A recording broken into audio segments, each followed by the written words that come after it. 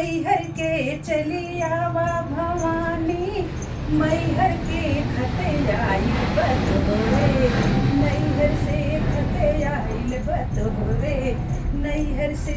अरे सोने की थाली में जेवना बनाए, सोने की थाली में जेवना बना, जिवा जिवा भवानी, मैहर के जिवा जिवा भवानी, मैहर के खते आइल बतोरे, नैहर से खते आइल बतोरे, नैहर से।